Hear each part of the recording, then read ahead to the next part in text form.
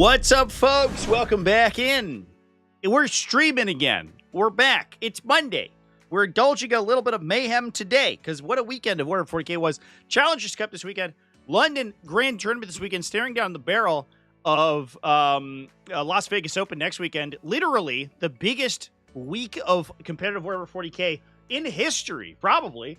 I don't know. Like, basically, like 2,200 competitive players. If we also include Champions Cup, it's like almost 3,000 competitive players aggregate total between those events over the course of the week. So absolutely insanely crazy, the Liam GT. Yeah, so that's what we're going to be talking about today. I wanted to go through LGT, not only talk about the games. I believe that it just finished, actually, while we're setting up here. Let's take a peek. It did. Liam Vissel, our LGT 2025 champion. What pressure timing over here? Oh, is that true? Oh no, it did not get entered. Just kidding. All right. Well, hopefully the final results go in there shortly. But anyway, the Liam Vissel doesn't make sense. I mean, it's kind of true. Man, when was whatever.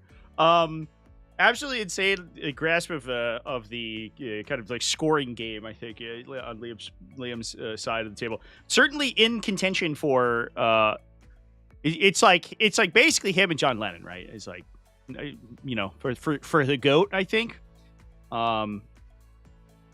Maybe like Olivier Weiss too. I don't know.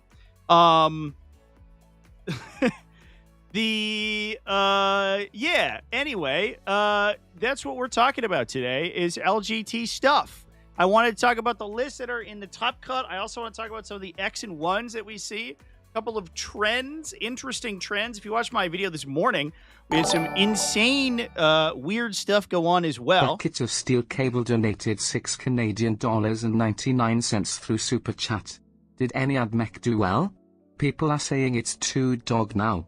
What do you think? It's too dog. I agree with that. It's altogether too dog. It needs to be less dog. Right now, it's just the amount of dog is crazy. It's just insane. So less dog, please, for in the balanced data slate.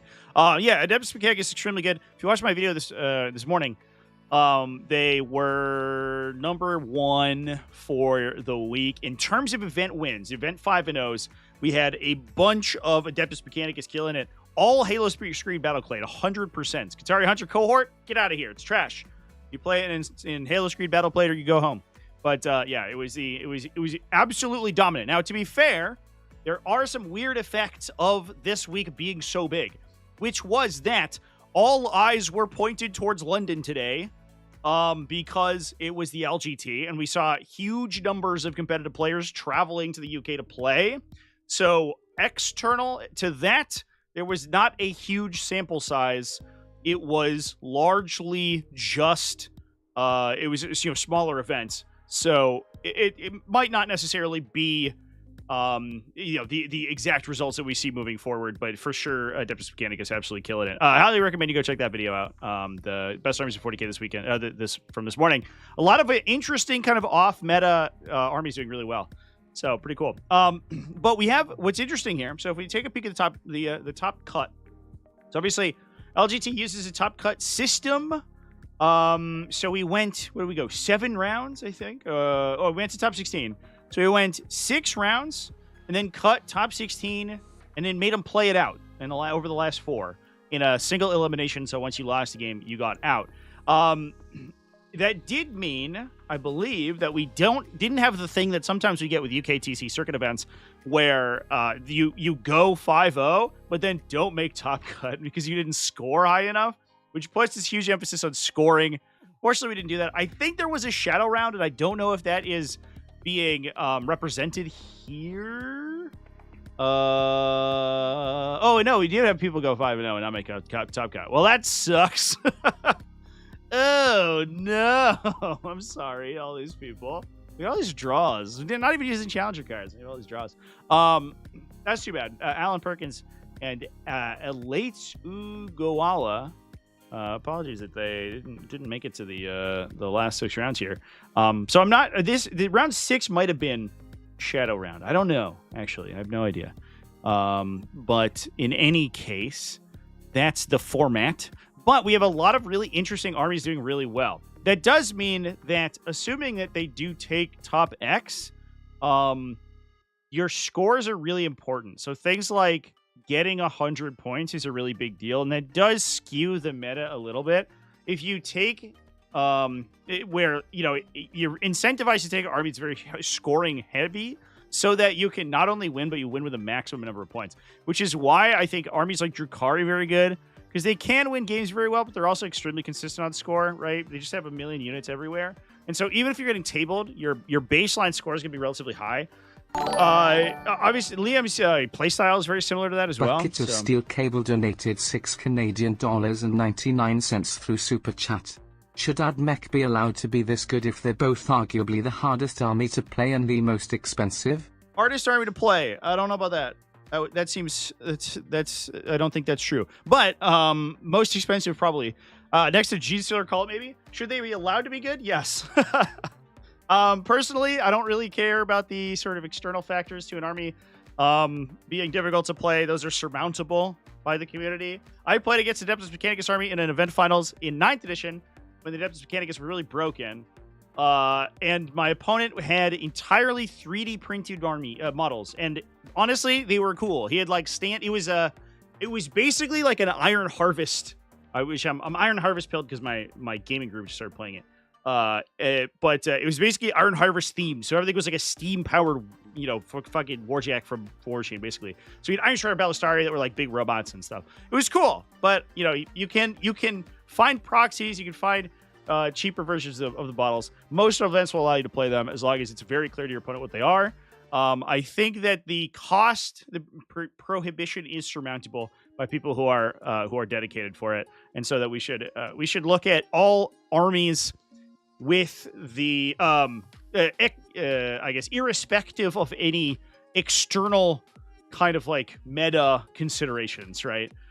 We should be considering them sort of all the same. So I personally, I don't really care that Adeptus Mechanicus, if you're buying the official kits, are hard to source and like difficult to assemble and paint and all that stuff.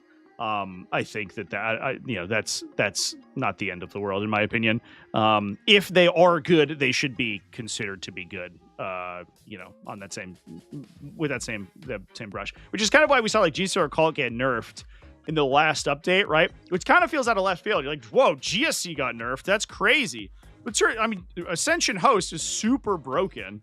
A lot of armies couldn't deal with it, but its play rate was so low that it didn't put up a lot of event wins. So it kind of flew under the radar. But a lot of times you would run into a host of Ascension, and if you didn't have the tools to beat it, it would just run you over. And it was kind of the same deal where it's like, well, it's okay that they're super broken because very few people play them. And you're like, is that okay? I feel like they should also be, be considered with the same care that we do other armies, even if their play rate's low. And I think that's the case for Adeptus Mechanicus. So yeah, the other thing we see, interestingly, there's a lot of Space Marines, Black Templars especially, sort of come out of the woodwork here, as well as Emperor's Children, which is pretty wild. I'm interested to dive into these Emperor's Children lists. I haven't actually taken that much of a look at them, but it does feel like maybe they're like sort of ready to play the metagame a little bit. They did get kind of side graded in the update, but the issue is that they already had a really low win rate. That said, I think they and some other factions, speaking personally, I will say Chaos Demons, which you also saw in the top cut here, benefit from the meta shakeup in that there's a lot of armies that they just fucking brick walled against, like Knights, that have not been represented since they got their new codex, and their codex got nuked from orbit as well. So even before it released, which I think was good, it would have been disgusting. But I think that there are some considerations to these armies that are much better suited to deal with stuff like these infantry-based Space Marine lists and Aeldari and stuff like that, where you can actually trade with your units for enemy units without having to fight into full vehicle bricks. And I think that's really cool. So I'm excited to dive in, and let's drop up in there. Where did Liam learn how to win the LGT 3 times in a row in T5S2? It's so true. Liam was he didn't win. Actually, he's not he didn't win season 1, right? Because he lost to Jaime Paris in the finals. But he has been a staple of T5S2 invitationals for a long time. So he cut his teeth on line play. So pretty cool to see how he spread his wings and soar. Although he was already a good player at the time we started that stuff. And I've talked to him on stream about his success as well in the past. Ryan G donated $5 through Super Chat.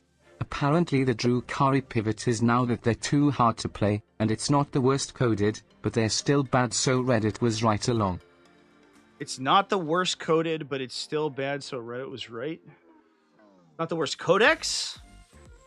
They're too hard to play. I mean, Drukhari is difficult to play. I'm not going to take that away from Drukhari players for sure. And I do think that the new codex having such a significantly lower damage output, right, means that they're just going to be more difficult to play.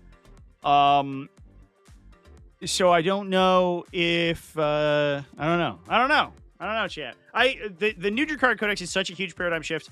I don't know what to like. I don't have any particularly strong opinions about it besides the fact that, you know, losing all access to like their full rerolls that they got, the +1 AP that they got, kind of like army wide, in exchange for having to spend paint tokens on a lot of their baseline abilities, means that they're doing less damage now. Now, obviously, they have other things they're doing. They're throwing witches on your objectives. They're playing scoring games a little bit more aggressively, and so it's super different. I'm excited to see what Drukhari players, like good Drukhari players, take from that codex, but I have no concept of exactly where it's going to fit in the minigame right now, because it's such a redesign from where the index was. It's crazy. It's pretty wild. So many rules on individual data sheets. Yeah, when you like empower a unit and you get 2 empowerment abilities plus a data sheet ability, where you're like, I get the unit's empowerment ability, the character's empowerment ability, plus the unit might just have an ability, plus like, you know, we've got a bunch of weird weapons and shit. And you're like, oh, okay, I guess so. Sure, man. Whatever you say, buddy. Yeah, I can see that being an absolutely nightmarish for sure. Definitely. All right, let's hop in though. Let's talk about. I want to talk about this Emperor's Children before we hop into the top dogs, because I am curious to see if there's any new inclusions here than what we've seen previously. So Boris Mishev over here at 3rd place with Emperor's Children, going into the update, one of the worst performing factions in the game, turned it around in a big way. Double Winged Demon Prince, Lord Exultant, X3, Lord Cacophonist, ×1, Lucius the Eternal, literally no enhancements. Despite the fact that Coterie of the Conceited, the Pledge enhancements are some of the better enhancements to the Codex. We're just not doing it. Who has the points anymore? So we basically cut those to make room for the more expensive Lord Cacophonist. We have Infractors ×3 to attach the Lord Exultant into, Tormentors ×2, Rhinos to carry them around, 1 Flawless Blade Squad, Noise Marines ×3. Interesting. So very straightforward. So Rhinos to drop in the Infractors early. Obviously, they scout up the table, then you swap them out for the Noise Marines. And then the Flawless Blades as an inclusion here. We talked about these guys last week with their newly found 4th attack. And as a late game piece, if you're playing, you know, a reseatable terrain layout where you just have a terrain feature around the center of the table, you can just stage them that terrain feature and hold them until battle round 3. And the reason that you hold them is that their attacks are so valuable that when you get the bonuses from Coterie active by trading away your Infractor units, these guys almost literally double their damage output. Once all of their buffs are active, they have rerolls, they have lethal hit, they have sustained hits, potentially they get 5 post-critical hits. They just go absolutely crazy, and they basically kill like God. So I think that's the goal there, and then you can sort of, between Lucius, maybe you have a Demon Prince left at that point as well, you could kind of kill whatever's remaining on your opponent's side and then just roll the game out from there. Emperor's Children also probably benefit this style of play pretty well because they're very aggressive, so they're conducive to high scoring games. On top of that, they're just all over the board early. Like Battle Round 2, you have to be trading for your opponent's units. Battle Round 2 at the latest. If you can get there round 1 and you can start getting pledge points early, you absolutely will do that. But like basically, they just want to full send Battle Round 2 in order to stack up that big glut of pledge tokens and then sit on a bunch of those tokens for the late game. And that gives you sort of good scores.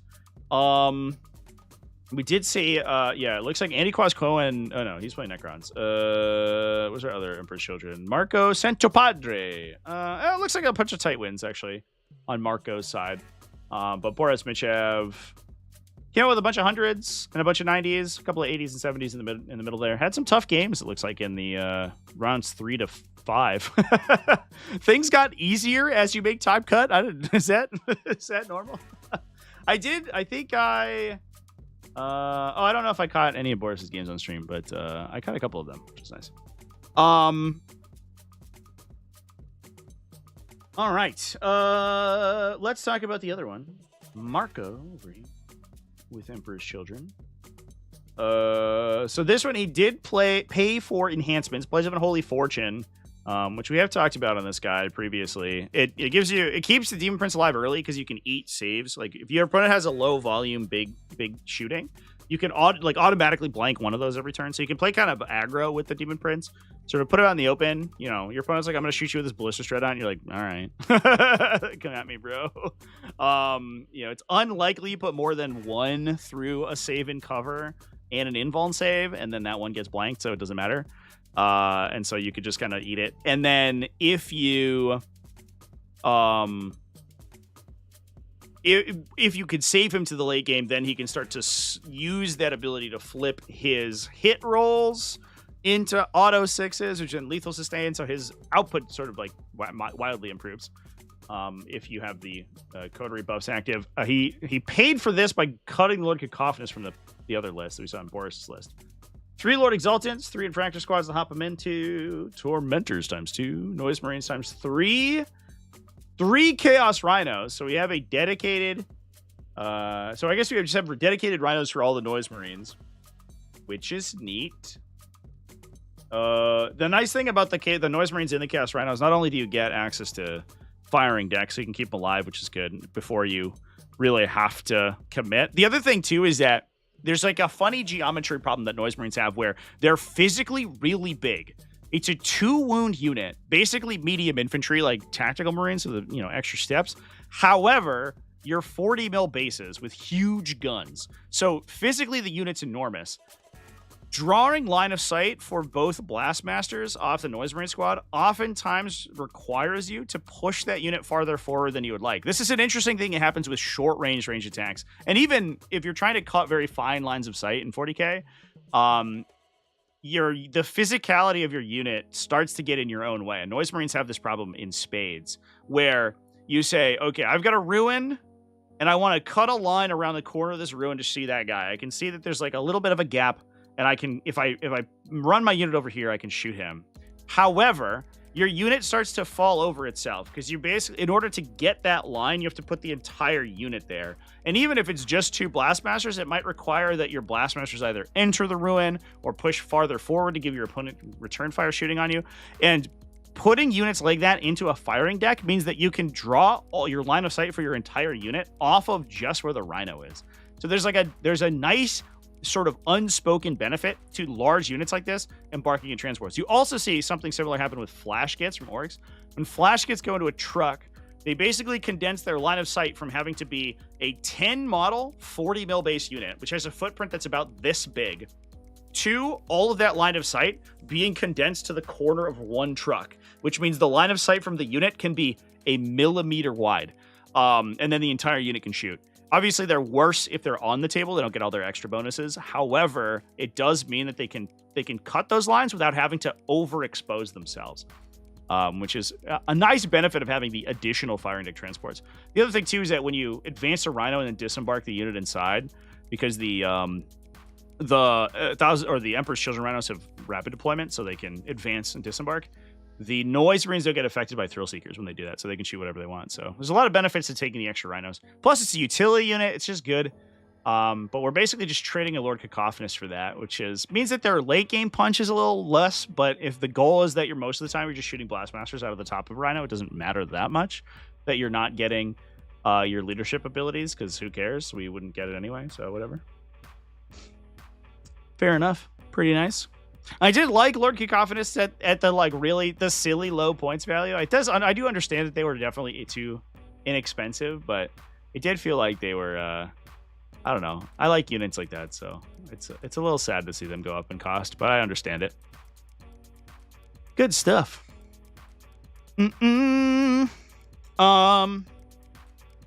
All right, what else did we see doing well? The other sort of breakout, I think, here was Black Templars. We saw a lot of people flip to Black Templars. David Gaylord, true, switching over to Black Templars, which is surprised me. He put down his very favorite. I guess his favorite is kind of whatever's good, but that doesn't mean that he thinks Black Templars are good, which is interesting. He was playing a Gladius Task Force, which is standard. You kind of assume that you're going to do that. I do like that he has used his list for a little bit of advertising space. You think all right. Do you think we're going to get to the point, chat, where this section of BCP, this section right here, maybe above the list or below the list, where that gets worth money and you start to see people sell sponsorships on that? You think that happens? So far, the answer is no, right? We're just advertising ourselves. But it will, right? That's gonna happen. It's like a matter of months, I think. It's a question of months, not years. It's of when, not if. The top of your BCP list becomes worth money. Which I did not consider until just now. What if, oh my God, you could... If events allow it, which they shouldn't, if you're an event, do not do this. Click the toggle that says text list only. But if you allow people to upload photos of their list, so you can upload it as like a PNG or a PDF document, do you think we're going to get lists that are branded and have like a banner ad at the top? 100% we will. 100% that's going to happen. I have never considered that before just now. But David Gaylord has opened up the floodgates for some incredible stuff. Sponsored by State Farm, exactly. We already have players like you got the jersey on, you got the Baron of Dice logo on one side, and the whatever fucking what's the Art of War sponsor? Warpfire Miniatures. Warpfire Miniatures logo on the other side. And so suddenly we're gonna have a little dice emoji, baronofdice.com, dash, little fire flame emoji. warpfiregames.com, 100% that's going to go in lists. And if you are interested, I'll send you the rates for my list when I finally go to a GT that I don't suck at. There would have to be willing to people pay for the ad? Would risk a sponsor pay on a list? I don't understand. What do you mean, who would risk a sponsor? Players go to events sponsored constantly, all the time. They do. That's all. That just happens. All right. What do we got going on? So we have Chaplain Grimaldus, very good in Gladius Task Force because you can. What's the word? Advance and charge. So when he gives you He's +1 to advance in charge, I believe is his new deal. I'm gonna verify myself because I'm getting old Grimaldus confused where he just gives you advance in charge. But that's not the case anymore. He just improves your advance in charge, which I think is actually a little sad. I guess the thing was that they wanted to actually make the Execrator somehow somewhat unique, right? Because otherwise you would just never play an Execrator. You would always play Grimaldus. But it is a little sad that it does feel like it further pushes you to play Gladius Task Force because there's very little access to kind of like high output advance in charge. Yeah, so he's +1 to advance in charge, so he can increase your total threat range by 2 or give you +1 AP if you want to. So with access to Honor the Chapter. You can get +2 AP in Assault Doctrine if you don't need the extra charge bonus. So he gives you really good disruption. Curious what he jumps into. Maybe 10 Assault Intercessors? That's fascinating. 2x5 Assault Intercessors as well. So we have Grimaldus, triple Castellan, double Marshal, Emperor's Champion, Combo Weapon Lieutenant. Now, the Castellan can't dual attach to any of these things, right? I don't believe it double attaches to the Emperor's Champion, so it just vibes. Yeah, it has to be Captains and Chapter Masters. So, I guess we just want the hit rerolls on something.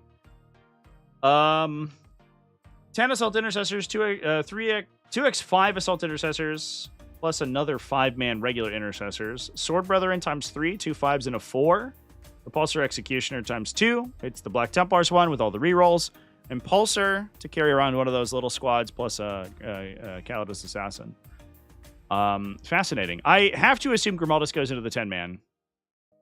So that they can make it up the table, right? So it's just a huge disruption piece. It gives you, the 10-man gives you a lot of like really interesting objective play too, because they're OC2. You get a total of 14 models in the unit, right, with Grimaldus in there, which means your ability to do weird chains in the fight phase is pretty impressive, because you can use the Cenobite servitors to like string your unit around. You can use them for coherency, which means you can do like combat slingshots, and you can use them to ramp enemies and stuff really nicely. So I have to imagine that that's what that's for. It's just a really long throw range, super high OC unit. It hits pretty hard too, especially if you go to AP3 with these guys. So they could be winning things on 5s. They can get, obviously, the potentially +1 to wound and a million bonus AP if they need to. They have two outlets for +1 to wound, which also means they could get sticky if you don't need the baseline +1 to wound from the Templar vows as well, which is cool.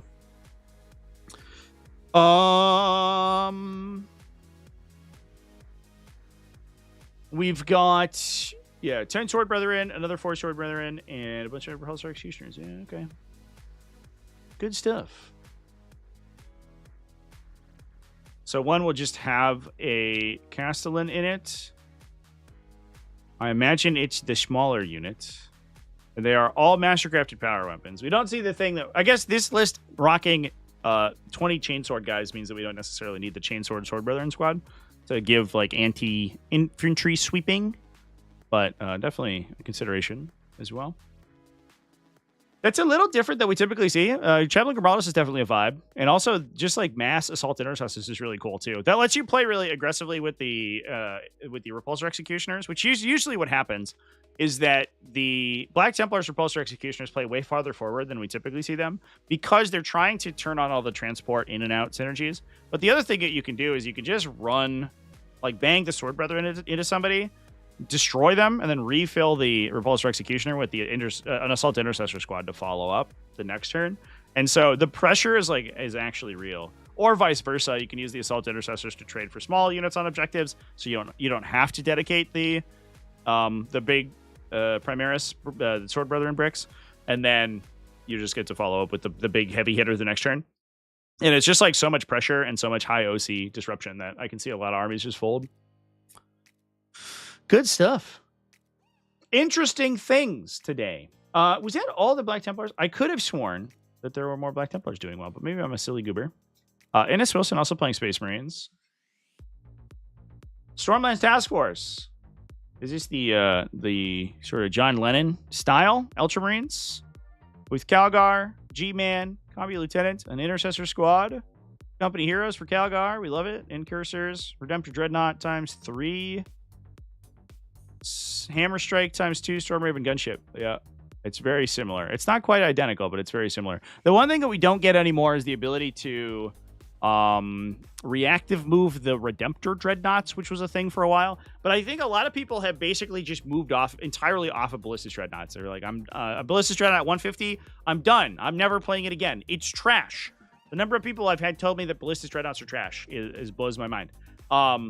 Obviously I think it's actually like fine at 150. It's like a reasonably balanced unit instead of an auto include, but for 45 more points you get it's like similar damage output. It's not quite as good against high toughness, and it's not quite as like self-sufficient as the Ballistic Dreadnought, but it's okay shooting. But you also get significantly improved melee. Obviously, you actually get melee instead of just kicking with the Redemptor Dreadnought, and you get better infantry sweeping, and you get ridiculously, significantly more resilience from the Redemptor Dreadnought. But in the back of the day, you could react to move these things because you could react to move anything in this detachment back into the Storm Raven gunship, so you could in and out that thing. Not doing that anymore. We're just gonna fucking face tank with these guys. But that also lets you basically, do some funny stuff with the Storm Raven gunship, where you can run it up, drop a Redemptor Dreadnought, blast people, and then like refill it with another Redemptor Dreadnought if you don't have a good place to go. Plus, you get advanced shoot and charge in this detachment on these guys because you can pay SCP to give their weapons assaults, and then they advance and charge for free too. So their relatively slow speed on the Dreadnought chassis is not that huge of a deal in Storm Lance, which allows you to put the big OC Redemptors onto objectives really easily. I love it. You'll love to see it, champ. I guess you can still, in a sort of reactive move, Calgar back into the Storm Raven if you need to as well.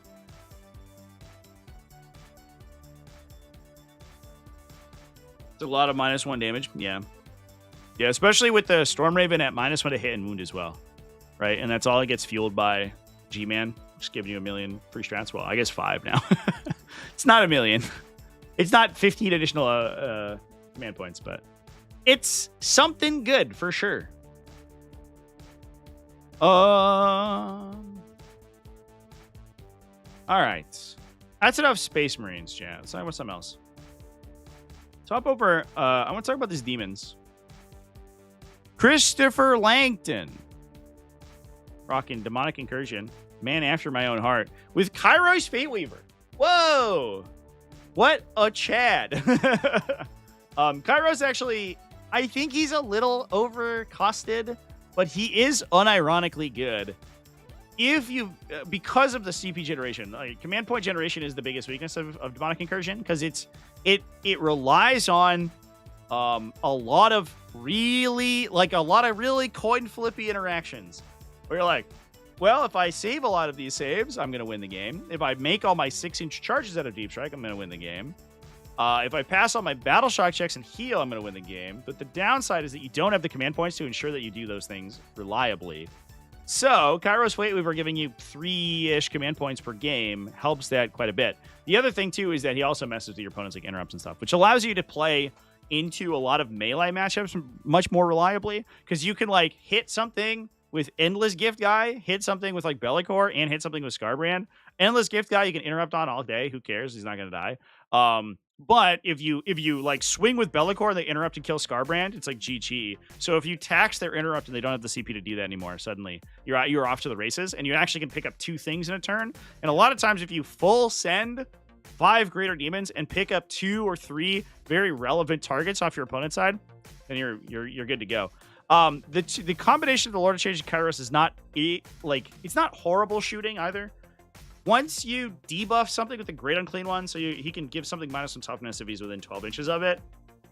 The Lord of Change gives Kairos +1 strength if they're next to each other. So the combination of those 3 can make Kairos wound T11 on 4s, which means that like LOC plus Kairos plus like incidental shooting from Bellicor or something will probably down like a super heavy if you get lucky, or at least cripple it to the point that you can kill it with a not Scarbrand in melee. With probably like the Great Unclean One in melee, which is very much where you want to be. So you can save Scarbrand for like the very important charges where he's just gonna super duper turbo dumps or something. But you are trading Rodigus for that, and Rodigus is such an absolute Chad that it's definitely a play. I bet there's a 6 Greater Demon list that switches Argath for Kairos and is actually super sick. I bet that exists. And now I want to play it, is what I'm sort of thinking about. We've also got 1 billion utility units for scoring, Nurglings, just because they're cheap. Double Plague Bearers, Beast of Nurgle for turn 1 scoring stuff. Flamers, which is interesting. Good for anti-light infantry. That's good for the Eldar matchup, which is like in a lot of times in these big sort of mass monsters, it just fucking sucks so much. The Eldar matchup is miserable, but if you have this unit that can fairly reliably kill 5 aspect warriors, it's not super good odds that you kill them, but you at least kill them enough that like you force them to spend their Overwatch token next turn so they don't just die, or you kill them enough that they're not combat effective anymore, so that's fine. Plus they're like a 65-point utility unit that's really hard to screen because it's only 3 32 mil bases, so it's good for a lot of situations. They're like, they can threaten like 10 T3 light infantry. If you don't have a 5-up save, it's like a 20% chance they just one tap a big unit of 10 guys if they get a little lucky on their shot count. It's not super good odds, and you can make it a little bit better if you have like Battle Shock on them or you have Draft of Terror active. But for 65 points, pretty good unit. Flesh Hounds for up down. I think the key here is the double Plague Bearers. You see a lot of demon lists are incorporating in double Plague Bearers, which are importantly, I wonder if anybody called him on this, but he didn't put his optional or his free war gear in the unit. No instrument for +1 charge. Not a big deal. But the extra unit of 10 is really interesting because you can deploy it off the grid on clean one. So if he's central, you can oftentimes set up a situation where you can 6-inch deep strike it off of the grid and clean one to push an expansion objective or a side objective without having to commit Bellicor or having to commit a 6-inch deep strike. And these guys will just bog another utility unit until the game's over. Like, they'll go into 5 JPI, kill like 1 if they get lucky, maybe 2, and then take no damage in the crackback and just engage them for the rest of the game until they slowly win an attrition fight. And there's no way in most situations, unless you have like Militarum with 1 trillion objective control characteristic, there's very little chance you're going to take the objective away from 20 OC that then obsects the objective the next turn. So these guys basically just get to like lock an objective in. And your opponent has to dedicate actual like, important stuff to kill them, which it just means that stuff that's like not going into the demons. So if Ed like absorbs an objective at his big mass, and then you bounce a Plague Bearer unit onto another objective in the center, your opponent's basically like, they either have to split their focus while you're bearing down on them with 5 greater demons, or they're just holding 1 objective for the entire game, and you're holding 2 outside in no man's land. So you just win on primary unless your opponent plays aggressively into you, and demons just want to play on their own terms, so they want to force your opponent to play aggressively into you. Seems good. The Kairos Fate Weaver pick is really cool. It's, I know, I'm like, oh, the more I think about him, the more I'd like to play with an extra command point every turn. But man, fucking Kairos Fate Weaver makes me so mad. He's going to shoot his gun. He's gonna be 270 points. He's going to shoot his gun. He's going to kill 1 model.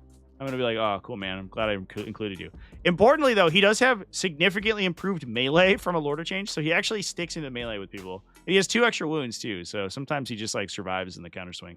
As opposed to the Lord of Change, who always just dies immediately as soon as your opponent gets to attack him. Good stuff, though. We love it.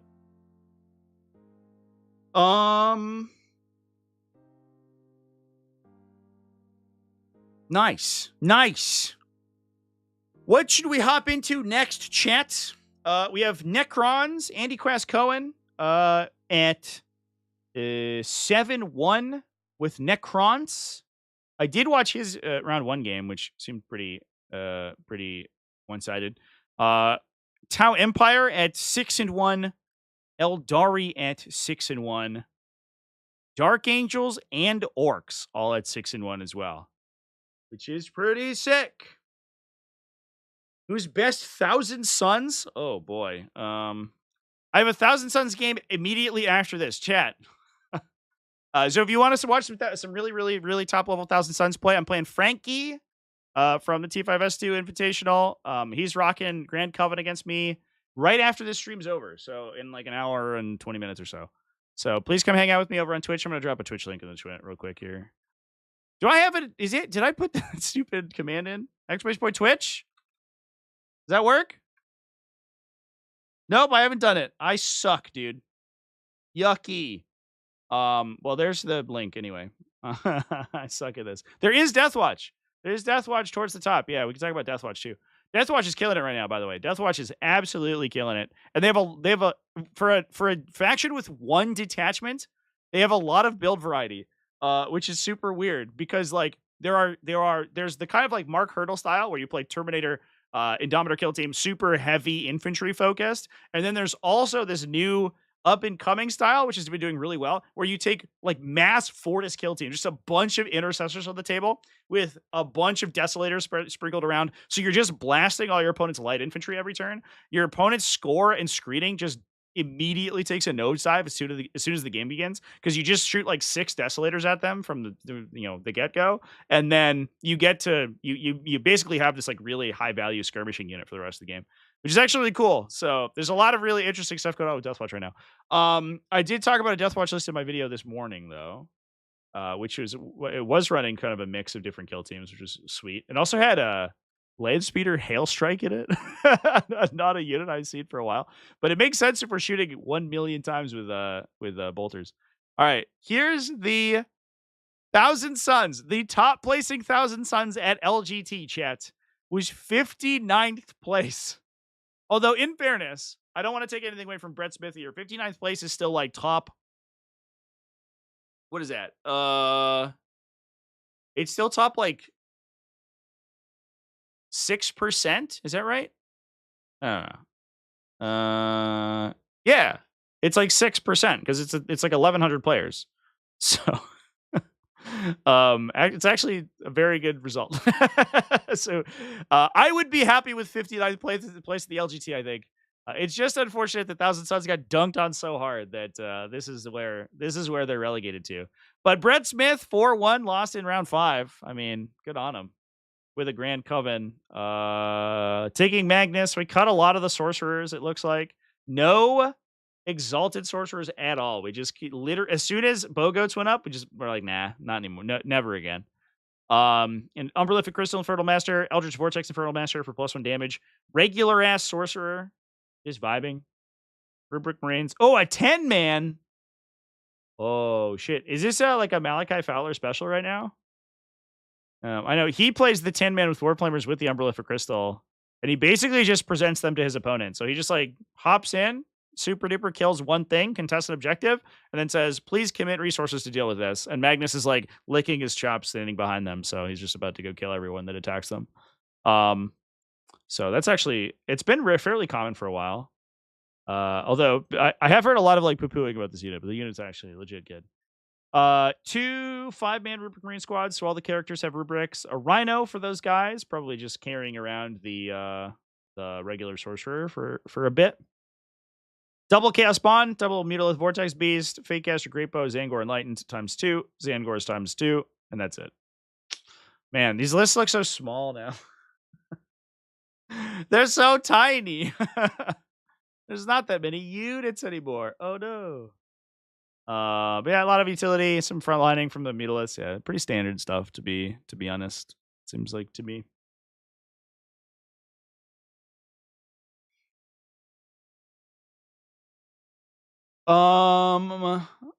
Good stuff. All right, so we want to talk about Deathwatch. Some Deathwatch. So, X01 didn't make the top cut because they drew in round 4. Lewis. There's actually a 5-0. So somebody mentioned in the chat. I don't know if this is correct, but I will give the benefit of the doubt here that these players at 5-0 just couldn't play on the Monday games, right? And so they just went home instead of playing Shadowround. Instead of like forcing somebody else to potentially not get a game and then have to play Shadowround to get into top 16, they just were like, fuck it, we're fine, and like went home, which I guess is that's fair. So I don't know, good on them, I guess. I imagine that can't feel good where you're like, oh boy, I 5-0'd LGT, but my flight's in 3 hours. You're just like, no, why couldn't I at least have booked an extra day? But I understand it if you're just like, hey, I'm going to go for 5 fun games, and then you actually just end up like cracking your opponents in the face. So both Alan Perkins over here are the Deathwatch Custodians, Alace Ugawala with Deathwatch. Congratulations for the 5-0 at the very least. Alace over here As a Gravis Armor Captain, Toe with the Exoclades. Judiciary with Beacon Angelus. This is very Mark Hurdle build so far. Combo Weapon Lieutenant, Watchmaster, Deathwatch Veterans times 5, usually with the Watchmaster. 1 times 10, usually with the Beacon Angelus guy. The Bacon Angelus guy. The Beacon Angelus.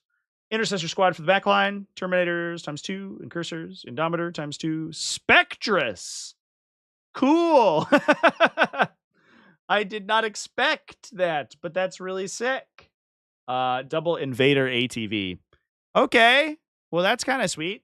What do we have in the Spectrus kill team? It's Instigator Bolt Carbine. So we have the Shoot and Scoot ability, so we can fire and fade these guys. Double Las Fusel Eliminators. And then a bunch of Marksman and Oculus Bolt Carbines. Now the I'm gonna refresh myself on their profiles, but if I remember correctly, the actual shooting profiles from the Spectrus kill team is not terrible, because they have the Bolt Carbines are they do get like the Deathwatch like bonus, where they get +1 strength and bonus AP. So their basic carbines go to... Oh, do they not get a bonus? What am I looking at right now? Is this not... I thought that they had the Deathwatch Bolter treatment, where they got like lethal hits and a bunch of buffs, but maybe they don't. Let me pull up the index real quick here. I'm looking at a data sheet, but it looks kind of old. Apologies. Man, we are at the stage of the edition where the Warhammer community download section is like unnavigable. It's just a billion things.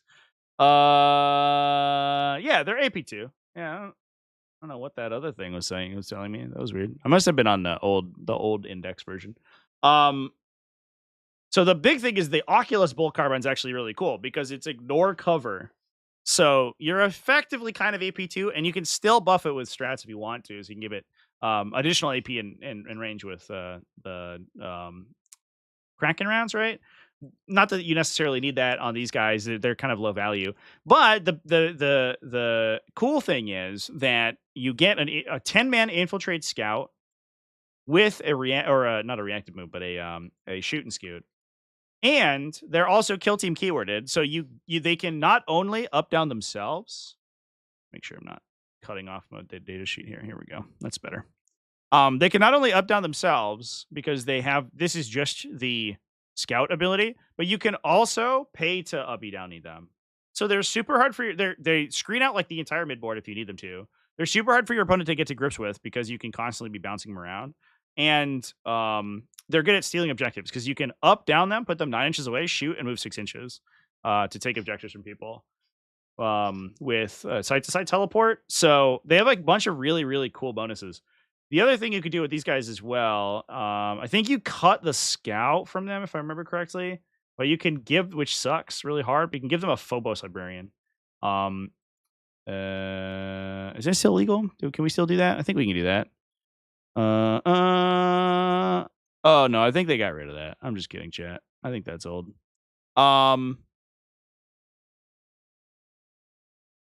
But that was the play for a while. I think that they only get Deathwatch leaders now, but I don't remember off the top of my head. Yeah, I don't know what I don't know what datasheet I had open. It's just wrong. Which is actually pretty wild. I'm not sure. But anyway, cool to see a Spectrus kill team in there. That's actually sick. Double Invader ATVs for utility. Yeah, so we have early game skirmishing from the Deathwatch Terminator squads. It's a lot of uppy downy, so we can up down 2 kill team units plus the Spectrus kill team if we need to. So you can kind of just like peel away all your opponent's screening really early. Like that's the thing that these guys could potentially do, is just like strat reserve themselves, have all of the Terminators come down and blow something up. And these guys reserve onto another side, kill 10 regular duders, and then run behind a building. And suddenly you've killed all your opponent's screens, handed them just 2 Terminator squads to deal with. The Terminator's really hard to kill if you bank AOC, and that will usually force your opponent to come forward, and then you get to counter hit with the Indomitor kill teams and kill them. And then you can kind of just like roll things out from there, usually to a win. You just attrition them from that stage. But we don't have any buffs for them. So what we're missing in this list versus the more popular version is things like Hammer Strike and Thunder Strike Storm Speeders. But that's basically what we cut in order to fit the Spectre's kill team and all this utility units. Which makes it, I'm sure, better for scoring. Because like late game, let's say these guys take a hit and they're low. But in the late game, you just have a unit of like basically an eliminator unit that's just going to be teleporting around and shooting and scooting every turn. And that's probably fine.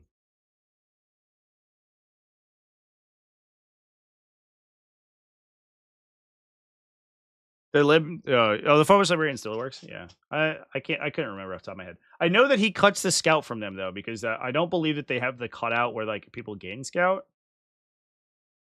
Oh, just kidding. They do. I played Deathwatch in the old index, and 90% of my Deathwatch recollection of these random other units are like pre-Imperial Agents Codex, and so they had a bunch of like really dumb mechanics that were poorly written. But no, yeah, he keeps the scout. He keeps the scout, which is good. So that's actually sick. Yeah, I love the Phobos Librarian this unit. Pretty cool, chat. You could also attach the Phobos Lieutenant, and then you get to have a discussion with your opponent about how that guy works if you are also having the Instigator Bolt Carbine. And the answer is that I don't think anybody really knows. Which is pretty funny. I think this event rule that you could not stack just after triggers, right? So you could not do 2 moves and fire and fades. But that's uncommon, I guess. Or WTC has announced that too. At least. Wild. What a time. All right. The other thing we can talk about the other technically undefeated Deathwatch over here, Lewis Ballington. Absolutely balling with this list. It looks like mostly the same list actually. Oh, it's only one Deathwatch veteran team. Terminators. Fortis kill team. Yeah, there we go. So like I was talking about, chat, the build variety is there. We've got 2 Fortis teams, which get the each of them get 3 Desolators. So we have 6 Castling launchers plus the Venger. Plus the 2 Venger launchers, which is good for like, I don't know, between 5 and 10 models, probably like 7 or 8 models every turn. If they're light infantry, they don't have a great save.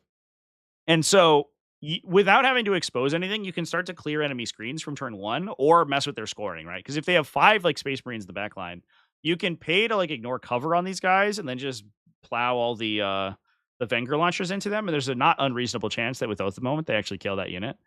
And then sort of as the game goes on, you get the rest of the unit as well. So you get 4 Hellblasters, you get a couple of Power Fists as well. Plus you get the crack launchers from the actual the Venger launcher guys themselves.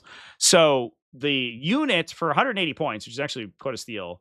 The unit actually, it skirmishes pretty well because you have a ton of multi-damage shooting, and in addition to all of this indirect fire that you're just constantly clearing opponent's infantry away. Because the last thing you want to be doing with Deathwatch, and this is kind of why we see the Spectre's kill team there, the last thing you want to be doing is like having to dedicate your really high output kill teams, like the Fortis kill team or the Indomitor kill teams, excuse me, into trash like screening guys. Because you want the heavy, like lethal hit, multi-damage heavy bolters to be going and eradicator shots to be going into big, hefty targets that you're actually killing that could kill the heavy infantry in response. You don't want to have to dedicate those to kill your opponent's scoring. And so the Fortis kill teams are basically just going to answer that question by themselves. We still have 2 Indomitor kill teams, and that's it. That's the list. Plus 2 Incursor squads as well. That lets your Oath of the Moment go a long way too, because the Incursor squads, the Fortis kill teams, I think they add a baseline, get a bonus against enemies below starting strength, right? Yeah, they get +1 to hit baseline.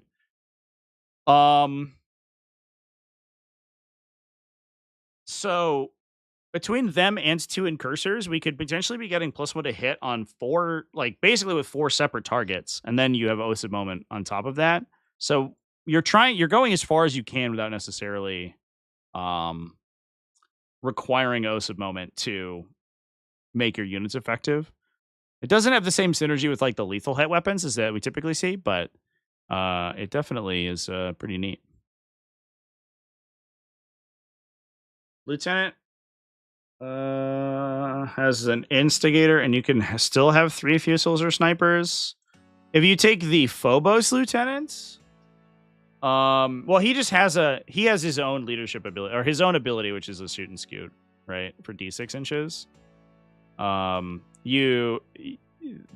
open question is whether you get both of them, and I think it depends on which event you're playing in. It's not super necessary, though, I think, generally speaking, because that guy, like, he gives you lethals, which you don't need, so it's kind of whatever. A little bit more Space Marine talk, I think. We could talk about J. Sibarun here at Dark Angels. Rocking a Gladius Task Force. It's not Wrath of the Rock today. Interesting. This feels like a blast from the past. It's like a 6-month-old list. J. Sibarun with Azrael, Combi Weapon Lieutenant, Lionel Johnson, double Deathwing Knights, Inner Circle Companions, double Land Speeder Vengeance. What? It feels like it's been an age since I've seen a Land Speeder Vengeance in a list, unironically. Scout Squad, times 2, Thunderstrike, a Whirlwind. A Whirlwind? This guy wake up like he was cryo frozen from like 2023 and like they just unfroze him for the LGT. What is this list? What does a Land Speeder Vengeance do these days? I think it got changed so its gun turned into like a really low attack volume and everyone immediately dropped it from their list. I believe in Index it fired literally double times. Land Speeder Vengeance. Plasma Storm Battery shoots D6 plus 1, Strength 9, AP33. So it's just a Redemptor Dreadnought. It's a Redemptor Dreadnought that moves really fast. Doesn't have any of the other guns, which are sick. Dies immediately. But it's only 120 points. And it gets a reactive shot, actually. Oh, it gets a reactive shot on anything. Each time a friendly Astartes unit... Oh, if a unit is destroyed. It's not if the model is destroyed. That's difficult to do. Check it. I will get a reactive shot against the Deathwing Knight unit that I definitely just lost. And it definitely didn't just tank all my opponent's attacks. It's really hard to kill. And it has an assault cannon. I mean, I guess that's a not unreasonable amount of shooting. Okay. Yeah. This doesn't seem too bad. It's like a Storm Speeder. It's 1 less toughness, and it does deep strike, but it has a comparable gun, I guess, to most of the Storm Speeders. And then this is like kind of cute, especially if you link them. What was the army playing for utility stuff? Double Scout Squads. Oh, and we had a Thunderstrike as well. Okay. So you can key up +1 to wound on all the plasma shots from the Thunderstrike. So I imagine, because we don't have a lot of shooting other than that, right? It's basically all melee. I imagine that for basically 240 plus 150, so 390, we get a little like battery of shooting. You like Oath a target early game. Oath doesn't matter that much for a lot of your stuff. Because a lot of your like dedicated melee ends up being Deathwing Knights that only get into melee on like round 3 onwards, unless your opponent just plays really aggressively into you, or you get really good rapid ingresses, I guess. And then, oh hey, what's up, your baby girl? And then the Thunderstrike just like you owe something. Thunderstrike tease it for +1 to wound, and then you shoot 2 Plasma Destroyer things into it for 3 damage each, and that will probably clear out something. You could Storm of Fire one of them potentially too to get an AP4 ignore cover maybe. And you have a Whirlwind shot as well.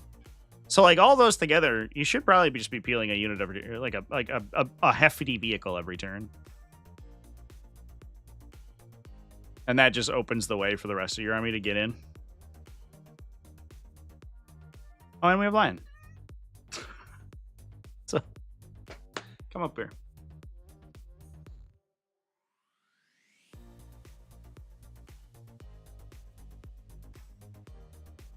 Ugh. What's up? This is my kitty.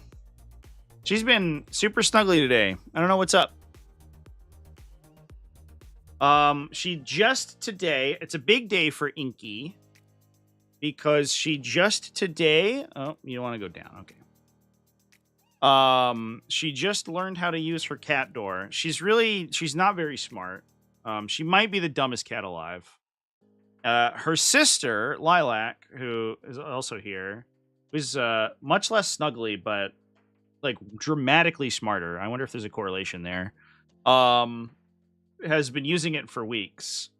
And Inky has so far not yet put together that she can push the door open. So she watches the other cat do it, and she watches us do it, but she doesn't yet understand that she herself possesses the power to push the door open and go through it.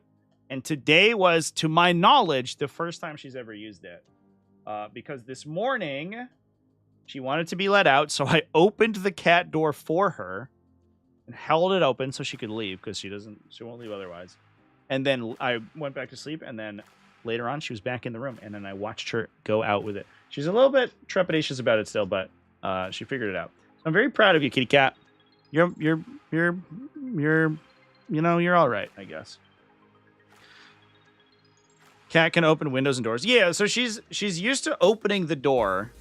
Part of the problem is that, like, so the door, it's like an old-timey latch with, like, it's just a piece of fucking metal, like a old 400-year-old piece of metal that, like, hooks and then the latch goes into it. And if it's not all the way latched, she can physically open the door. And so she's just used to that. But we want to keep the door closed sometimes, so put the cat door in. And she was just used to just fucking opening the whole ass door herself. But she doesn't have to anymore, which is good. So we're very proud of her. Anyway, that was a lot to talk about. A cat. I guess it makes sense. It's thematically appropriate for the lion being here. She knew all along. She just wanted me to do it. Listen, knowing this cat, I sincerely doubt it. She might be the dumbest animal alive. It's truly incredible. She at one point, this is my favorite story. We have a little gym down in our basement. And at one point I went down to the gym. She likes to follow me around. So I went down to the gym. She went down. She followed me down, which is one flight of stairs, no turns or anything. She walked down the stairs, got to the bottom. There's nothing in the way. It's like totally open. You can, like, the stairs just have a railing. They're not even closed off. She got to the bottom of the stairs and then was lost and couldn't find her way back up the stairs she had just walked down. So she just lay down and started crying. It was maybe the most pathetic thing I'd ever seen in my life. She very routinely gets lost in hallways with a door open on one end, which is just amazing. Isn't nature amazing?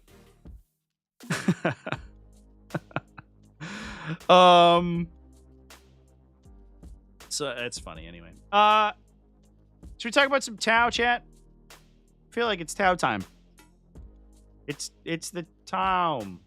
The list would open. Jesus, BCB. Calm down. All right. This is Ravengard. What? Oh my god. Okay.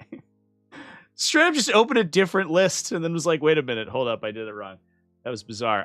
Here we go. Will be. That's all we get. Will be. Playing Montka, early game. Lethal hits in round 1. Round 1, 2, and 3. We've got Strike Swiftly on a Fireside team. Oh, cool. So a lot of times, this is always the funny part with Strike Swiftly, is it's the most difficult enhancement to place ever.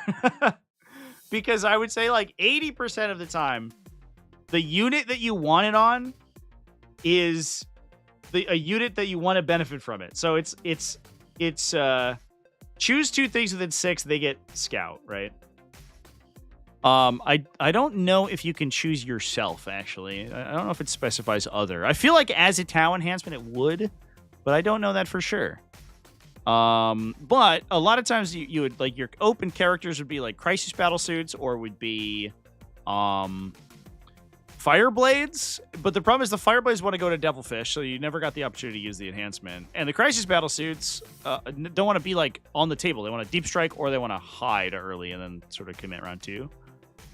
And so the enhancement's really hard to place. But these little guys are just lone operatives. They can go wherever they want. Swiss Strike Swiftly is up to 2 within 6. So you can choose yourself with it. And does the Fireside team infiltrate? I assume that it does. It does.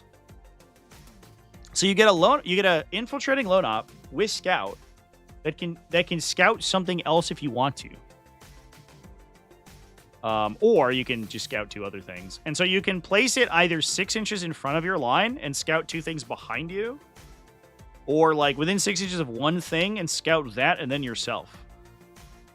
Or you just scout yourself. So you just like go up in the front and then scout backwards. I don't know if I've ever seen that before. That's actually really cool. 25 points, turn 2 things into Space Marine Scouts. It's actually really good. Crew Carnivores, double Pathfinder team. So we actually don't need that many scouts because everything is fucking infiltrate scout in this army. Holy shit. Oh, excuse me. I misspoke. Triple Pathfinder team. Why only 2 when we could have 3? Hot diggity damn. These guys do shoot pretty well. They get the benefit of their own guidance. So you just have like a bunch of ignore cover iron rifle shots that you're like wall your opponent and then you just laser cannon a bunch of their stuff to death. Like right off the bat in turn 1. Vespid Sting Wings, Crew Tox Riders. We also have a Carnivore squad with a War Shaper with Strategic Conqueror, which I think is +1 OC, targeting 1 objective selected at the start of the game, if I remember correctly. Or not targeting, while within range of 1 objective at the start of the game.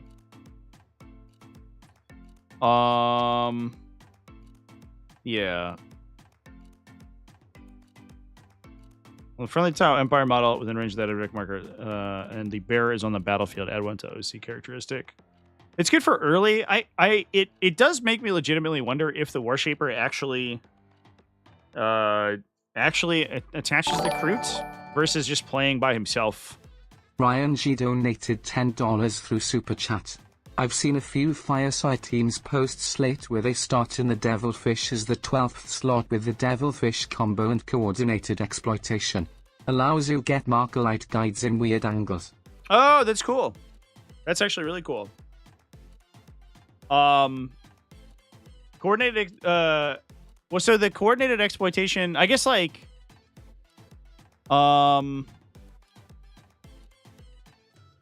yeah, I don't know. I guess I don't have anything to say about that. That's actually sick. Yeah, because we saw actually List do well this weekend using an Enforcer battlesuit as the coordinated exploiter, but then you have to like swap your stuff for marker drones, which is awkward if you want to act as a guider. It makes a lot of sense on the Fireside team because you then don't need to sort of contort yourself to get that character to actually guide on the target. That's actually really cool. Man, did Fireside teams go down in the update? It feels like people are just like figuring them out now. I guess the downside is it's like a really aggressive infiltrate character, so your opponent might just assassinate early, but like, not the end of the world, I guess. 60 points in Tau is a little expensive. You get a lot of good utility for 60 in the faction. You need to be leading a unit? No? Oh, you do! You do, Chance. So that doesn't work. That actually doesn't work at all. Yeah, each time... While you're leading a unit, each time that unit is an observer. It means it's only good on commanders and fireblades. But if you put it on the fireblade and then you observe, they don't get the observe bonus, so you lose the +1 to hit, and you lose this sustains. So that feels really bad. No, that actually doesn't work. Yeah, it feels like the Crisis Commander is the only place to put it. Interesting. Well, Doombringer, that's a good call out. That's like really weird cutout. I think that maybe the Fireside team would be much better if that wasn't the case. I feel like you would always you would probably play Fireside teams a lot more if they could actually benefit from all the cool army support enhancements. I feel like it makes it 100 points. If a Fireside team was 100 points but gave you sustained hits, and you basically lost stealth suit rerolls, I don't think that would be the biggest deal ever. Or at least it forced you to double guide on something, right? I don't think that would be the biggest deal ever. I think that would probably be fine. I will allow my opponent to feed me 100 point characters in exchange for sometimes getting sustained hits. I think that's probably okay. Yeah, that's interesting. It's exactly the same deal as the version from Cao Yan, right? It's the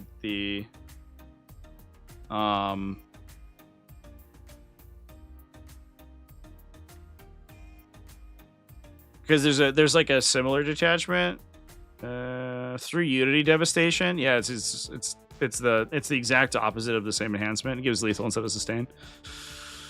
But it requires leadership. Yeah.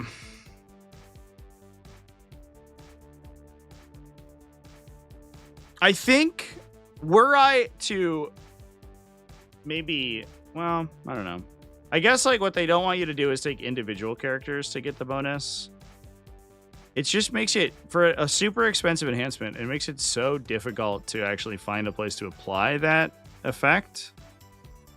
It's weird that it just doesn't require that you are a leader, right? Because if it was instead of the requirement being Tau Empire model while they're leading a unit, if you just said Tau Empire leader, it would maybe not necessarily require that you lead a unit, but then you have to throw like a character away because your punch is going to kill it. And then it feels a lot easier. It's easier to get, and it's a little bit more on the nose what it does. Because I think that second clause is really easy to forget. I think it was the old like Will Abeles video. I was going back through that when the whole deal with LSO went down, and I remember that one of the big pieces of contention was that he included this enhancement on a Fireside team. Exactly the same situation where it just doesn't work. You could run it on an ethereal. Yeah, but I think that's okay, right? If in order for you to get a bonus from this enhancement, your ethereal doubles in cost and has to run out in the open where I can see it and shoot at it, that's fine. I'm okay with that. You can have lethal or sustains for an 85 point ethereal that is A, not a stealth suit, B, it dies immediately.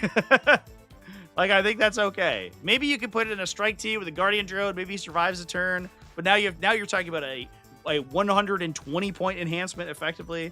Like, I think we're okay. It's weird. That's a weird situation. It's a good thing we didn't do that here, I guess. I really like the Strike Swiftly tech, though.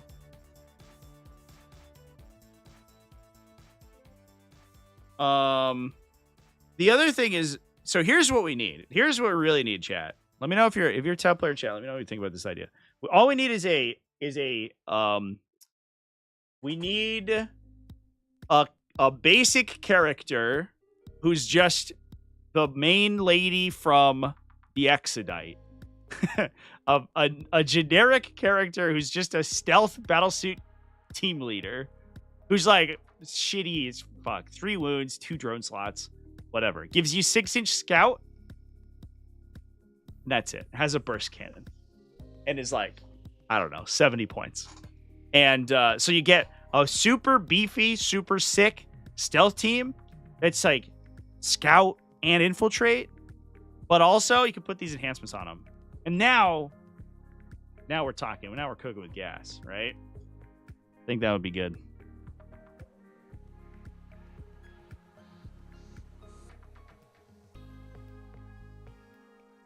Lord of Contagion allows you to have lethal sustained lance for 120. Dude, I played against. So I played at RTT this weekend, and I played against We're non sequituring. We're in tactical tangent time. I played against Death Guard, and it was maybe the fucking wildest game of all time. It ever played in Warhammer 40k, because like the dice that we rolled were insane. However, I was charged by Deathshroud Terminator unit, and I was like, holy fuck, these guys hit so hard. I did spike the fuck out of my saving throws. Here's a picture from Mayhem. I spiked the fuck out of my saving throws. First of all, I lucked out really hard a little bit. This is some examples of the weird dice. My opponent dropped a Deathshroud Terminator unit over here. This guy ran up, contagious my whole army, rolled a 6 for advance, contagious everything, dropped a Deathshroud Terminator unit next to Rodigus. Was like, Rodigus, I'm going to charge you. He shot Rodigus with a couple of things, did a little bit of damage, charged into Rodigus. And I was like, oh, I handed him just a fucking handful of saves. He was like, here you go, sir.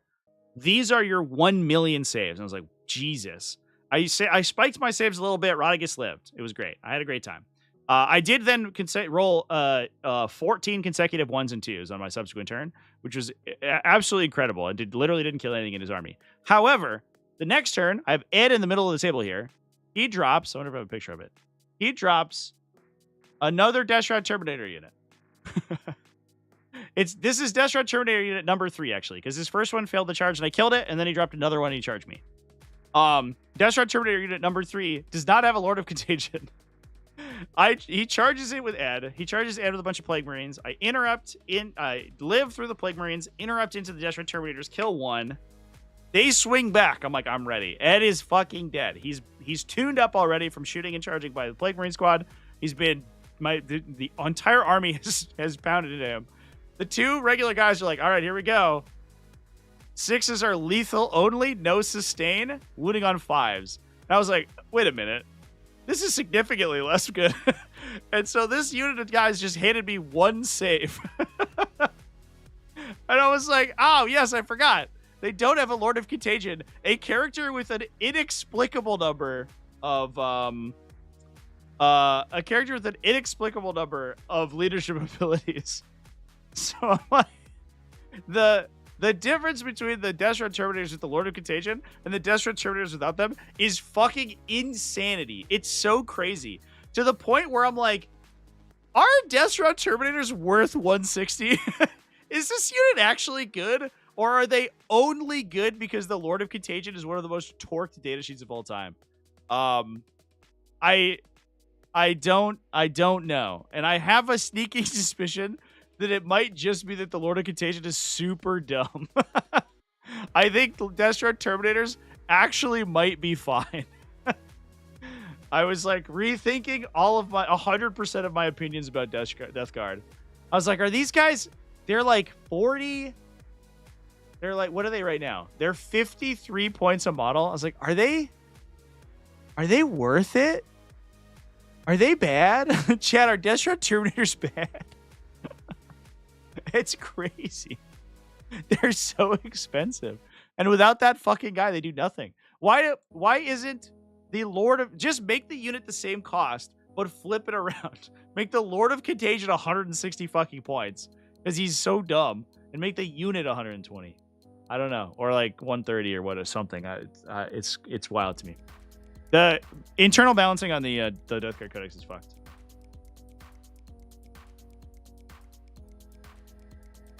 The random feel no pain save. Yeah. The feel no pain into the regen. It's like, what? Why are you so hard to... Why do you hit as hard as like any melee vehicle, right? Look at like most dedicated melee like Hellbrutes and Redemptor Dreadnoughts and fucking Mauler Fiends and shit. And it's like an equivalent level of output. And they are as difficult to kill. And it's an infantry character. I don't get it. I don't understand. And it's like 60 points less than all those things. Anyway, Death Guard's wild. What a time to be alive.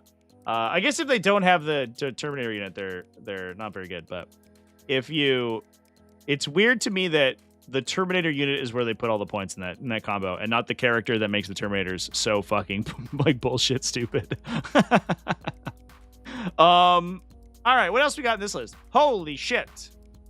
High yield missile prod broadside battle suits, chat. Let's go. We're back to Tau.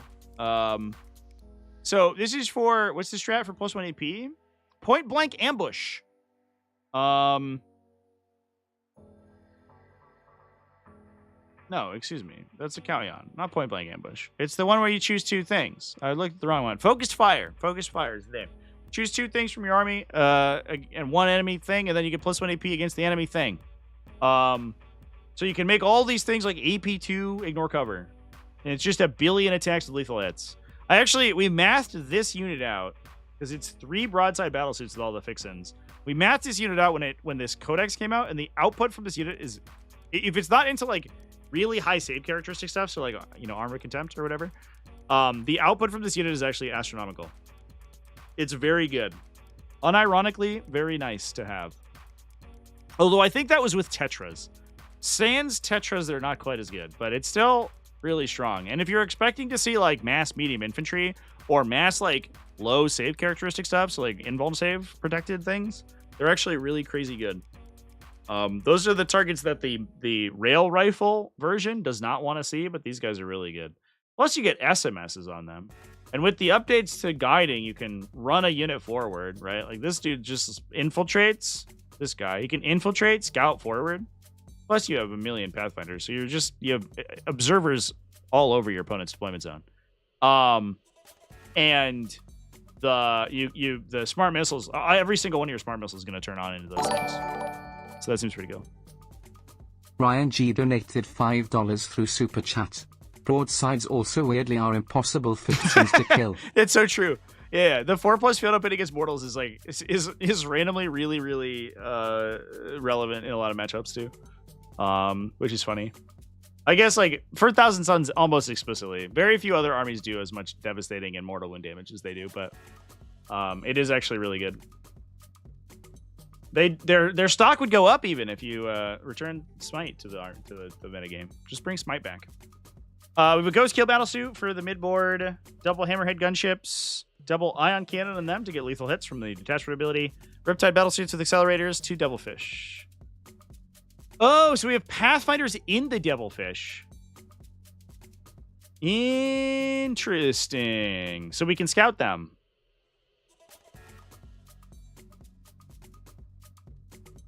What else are we scouting then? I guess the broadside battlesuits and the Riptides and the Ghost Keel. Oh yeah, this guy with a bunch of infiltrators, the Firesight Marksman with a bunch of infiltrators is cool because you can scout the Ghost Keel forward if you want to. And then that lets you like stage broadsides really aggressively too, because sometimes they just get stuck. They're just like, because they're so fucking slow. They do get assault in this attachment, so that's good. They can advance and shoot. So they're not quite as slow as they are normally. But still, it's a big base, right? They're on 60s, I think. And trying to maneuver them around terrain to the point where they can get line of sight on things is really difficult. But if you can do that with a scout move, so you can just push them way, like, super far up the table turn 1, you can get them into a terrain feature in the midboard really early, and then they can just peek out and blow up whatever they need to. I actually love this list. This list is super cool. This is a lot of things I have not seen before. So we have, like, infiltrate here, scout, infiltrate, embark. That scouts these two, and then infiltrate here. So we're scouting Hammerhead into the 2 Pathfinder squads just disembarking, or we could advance the Hammerhead and then disembark after, right? Because they rapid deployment. So you could scout not the Hammerhead, Devilfish, excuse me, Devilfish. You could scout the Devilfish, move it 18, and then disembark and do stuff. The normal wombo combo. So they can move 24 and then disembark is what I'm trying to say. So you're just in your opponent's deployment zone, literally deploying in their deployment zone. After you have also scouted basically half of the remainder of your army. Because the other unit scouts, the foot Pathfinder team is going to scout, and then you're going to scout 2 additional things, plus the Kroot. This list is awesome. What a cool fucking list, chat. That's super sweet. Scouting Hammerheads would be only slightly insane. Well, you can, chat. Fortunately, we have the technology. There is no restriction on who can be targeted by Strike Swiftly. The only requirement is that you are in range and don't already scout. So, which means if you deploy the hammerheads on the line, you can just have the fire sight push them forward. Like, you have so many options. That enhancement's so good. It's just difficult to find a place to put it, but the fire sight marksman makes so much sense. He's also, like, not bad at shooting at other utility stuff, right, too? He's also another marker light observer in the midboard. I actually really like this. That's really cool, chat. This list is sick. What happened to Tao just setting up and going pew pew? What would you rather play against, chat? This is what I never understood with like Tao, is that a lot of times what Games Workshop wants Tao to be is a shooting army that shoots you from like 6 inches away. What would you prefer to play against? The army that sets up 72 inches away and shoots you, or the army that basically treats its guns like melee profiles? I think it's the one where it just shoots you. It just plays like fair 40k. It just moves right next to your army and then shoots you with a gun. It's way more fun, in my opinion. That's one of my favorite archetypes in any miniature game, is a ranged army that benefits from being closer to its target. And they have made Tau do that in really interesting ways in 10th edition. It's one of my favorite things about that faction in this edition. I don't like the Tau lists that are like all Riptides and Hammerheads and they just wait until round 3 and then they sit in the back. Kalyan was a mistake, in my opinion, but... Or at least the Kalyan that's like not Breacher pilled. The Breacher Kalyan looks really cool. All right. We got Ben Jones over here on Aeldari. As well. He was Inky. Can you give me one moment to finish my live stream? Jesus. Come up here. No, all right. He is 6-1. Made top cut but lost. Aspect host. So all aspect warriors, and again they get rerolls. Azerman, Fuegan, Janezar, Lycus. So we have 2 fire and fades. We have a Skyborn Sanctuary probably on Fuegan's unit. Plus we have Azerman's fire and fade. Most likely with a Falcon. We have Void Ravers times 2. Wave Serpent. Dire Avengers. Yep, 5 Dire Avengers for Azerman to hop into. Falcon for them. Yeah. So we get the full combo where we can dump out of the Falcon, trigger fire support. Trigger the Once per game Devastating off of Azerman, and then full reroll into more Devastating and burn their Aspect token too. So you probably hand your opponent 9 mortal wounds is the average. More if you get like cool other strats or other effects going on. And then we have Fire Dragons, Fuegan to go into the Wave Serpent, Howling Banshees, Rangers times 2, Swooping Hawks times 3. Oh, we kept a 10-man. Interesting. A lot of times, these guys went up 1,000,000 points, 20 points for the 10-man unit. The little units did not go up, but the big unit did in the update. So a lot of players just dropped them. But the 10-man does so much damage that it's still worth the almost 20 points a model that you're paying. What's really funny is the comparison in like top line profile between the Fortis kill teams we were just looking at and the Swooping Hawk unit. Because the Swooping Hawk unit, right? It's a T3 light infantry squad. 4+, 5+ save characteristics, T3, 1 wound. With a AP0 range weapon. A Fortis kill team, which we were just looking at, in Black Spear Task Force, has a not insignificant level of mobility, because it can site-to-site teleport every turn for 1/2 of 1 command point. It has AP, like, 2+ weapons with a bunch of keywords. It has indirect fire, and it's T4, 3+ save, 2 base wounds. And the Swooping Hawks are more expensive. That's how good this unit is. That's how slept on the 10-man Swooping Hawks was until recently. So they had to get nerfed. It's like the comparison between the two is really funny. But they're super fast movement on table, and then when they move, they do mortal wounds to you, and then they also shoot you 40 times with reroll ones to hit and lethal hits. They can spend 2 aspect tokens to turn the Hawk's Talon attack, the 2 damage gunshot, from the Exarch into lethals. So the first time they shoot, they probably hand you like 20 saves, plus a bunch of mortal wounds as well. So the unit's just insane. Hey, Daniel Ellis, thank you for hopping in on the sponsorship. Appreciate that. Warp Spiders times 3. One with the power blade for Lycus. Yeah, otherwise normal stuff.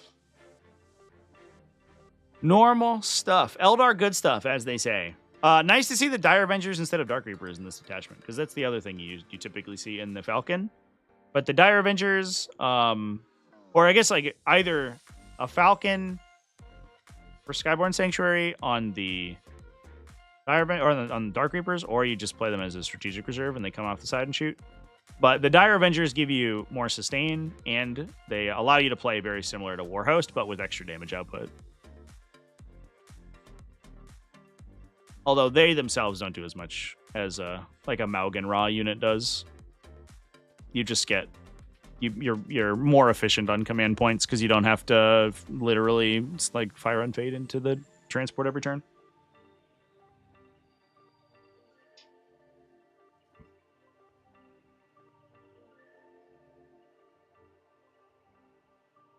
How sick the Eldar rules are. It hurts more as a Tyranid one trick. Yeah, dude, I feel that. Poor Tyranids. I was reading a discussion the other day.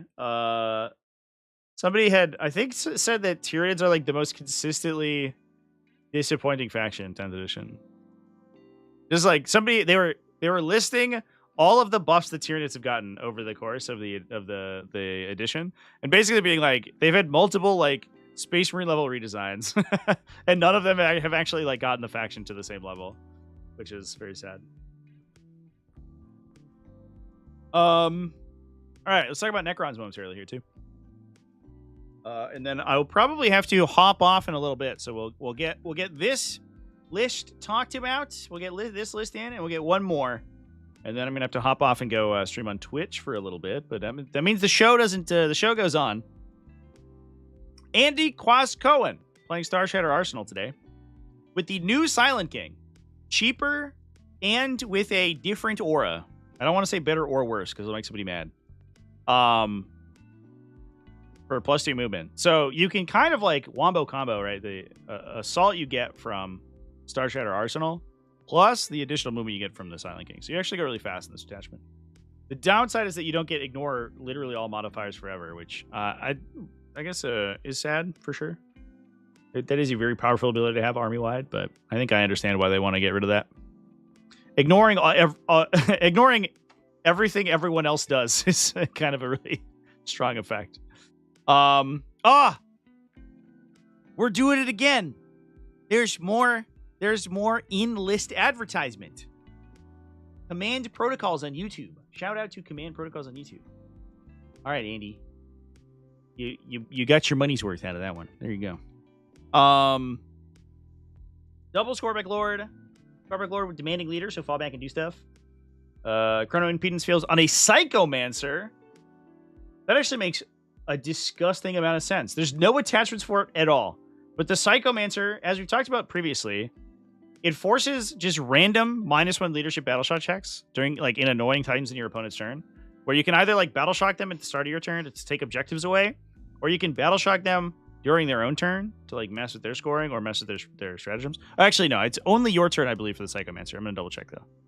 I believe it. I think it's a weird word where it's once per round during your turn you can use the ability. But you can run up and just battle shock people off objectives to steal them. However, he doesn't really want to fight anyone, so he's probably gonna find. Yeah, it is the start of any of your phases. Yeah. So it's not during your opponent's turn. It's during your own turn.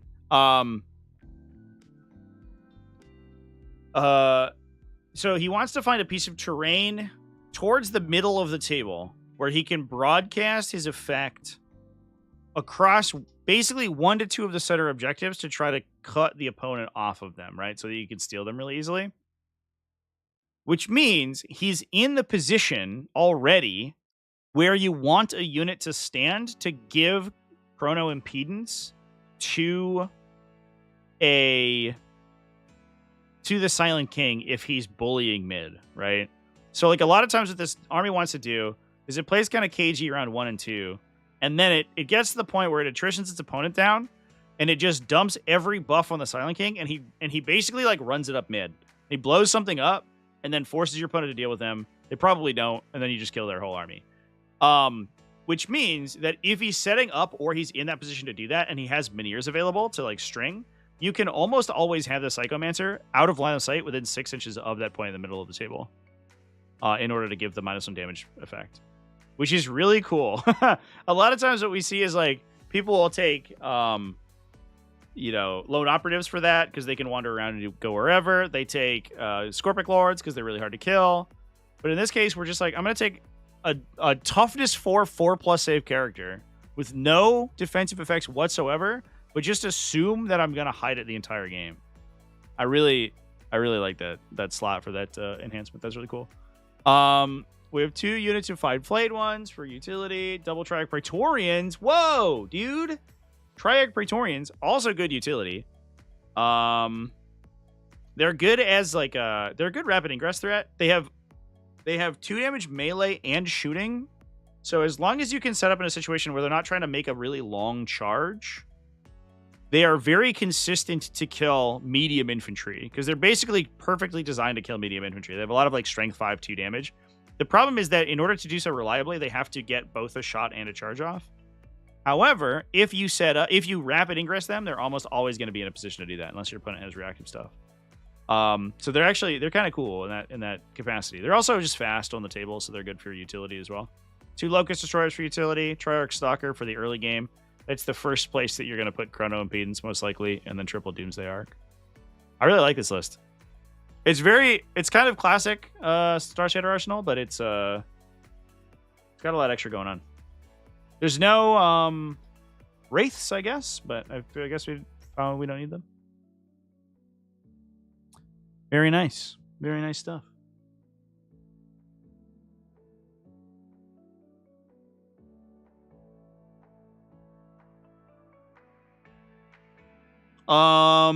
We have not done Orks yet. We'll talk about Orks right now. I think the Orks will be our last one before we ramp things up here. Man, the top 16 of LGT was really cool. What a spread. I think that there were Space Marines duplicated, right? There were 3 Space Marines, but they were all 4 Space Marines, but they were all 4 different chapters. And then the only other faction that was duplicated was Emperor's Children, like out of nowhere. And everything else was a unique army. What a phenomenally diverse top 10. Or top 16, excuse me. Super cool. All right. Brian Sipe over here, rocking an Orc Warhorde. Got Gaskell Thraka, a Follow Me Lads Big Mech. This is we watched this actually play out on Crucible. This is like a really interesting piece of technology. So the deal is that with Follow Me Lads, he improves your movement characteristic, right? Gives you +2 move. He can dual attach with Gaskell because Gaskell's a war boss, and the Big Mech gives you move through models. So when you can disembark this unit on the WOG turn, and then push. I believe he also gives you auto 6 advances.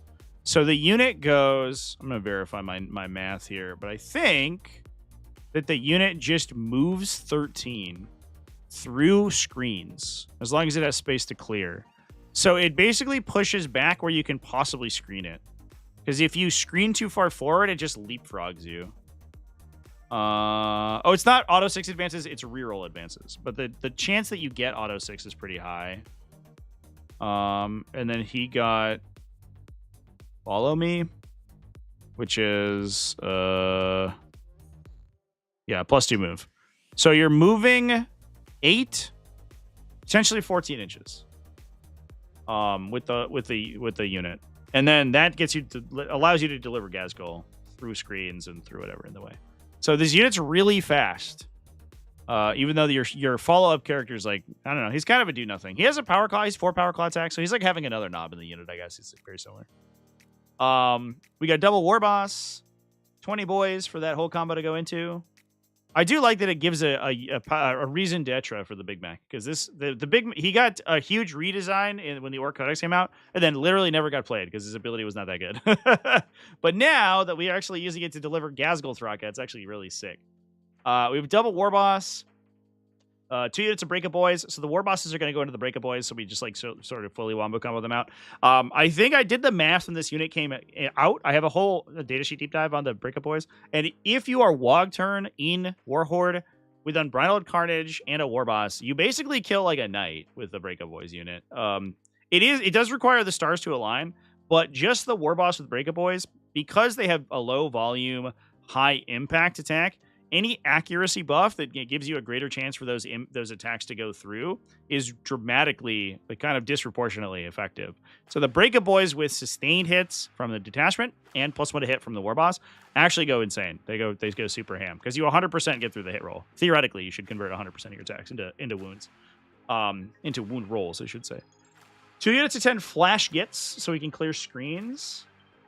Another unit of 5 flash gets for a little utility unit. Burna Boys, super good unit, by the way. Just 4 flames that get rerolls against things on objectives, which is sick. 2 units of 10 Gretchen. 2 units of 5 Knobs. 2 Battle Wagons. Sick. Interesting that we've moved away from truck play almost entirely. The Battle Wagons do have hard cases, right? So I don't think... I can never remember what the different upgrades in the Battle Wagon does. Does the hard case get rid of their firing deck? It does. It does feel a little sad. It makes it toughness 12, but it does not firing deck. So we can't just like blast a bunch of flash kits at the top. Which it's funny that I just talked about at the beginning of this stream. How good firing deck 10 flash kits off a vehicle is, because the unit, like the increase in the odds you get line of sight is like basically infinite. But at least it delivers them really nicely, and it's big enough to carry the 20 brick of boys with Ghazghkull Thraka, which is sweet. Oh wait, is it? No, it's not.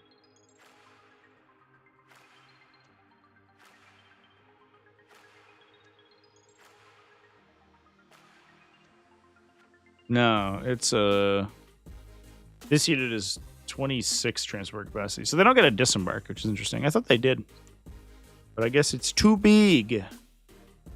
The Battle Wagon is at 22 transport capacity. Ghazghkull's 4, Makari's 1, Big Mech's 1, so 26. Too big. Too big. We can do it if it was just a War Boss unit, but I guess we're just using it to deliver Breakup Boys and Flash Kits, which makes sense.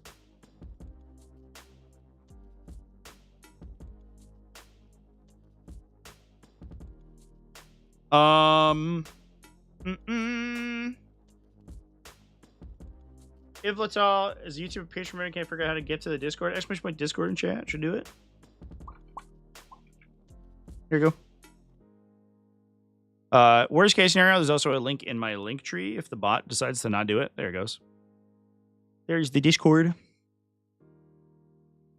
Do we have a link to the top 8 Raven Guard list? We can take a peek at that one too.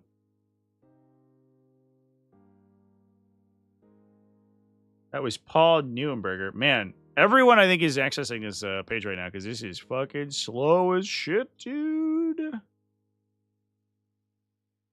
Paul Neuberger. No +1 to wound to oath. Did LGT rule that they do not get oath? Oh, I want to see. Judges Q&A.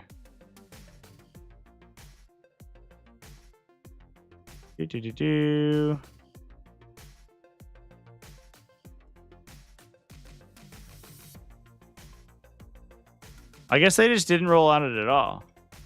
Can we make a roll for Shadowmark Talon? No. They just didn't roll.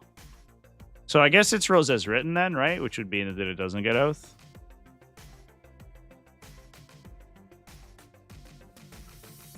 Interesting. That's fascinating. Their Q&A said go by FAQ. Oh, which is that they don't get oath. It's in there? Is it? Where the fuck is it?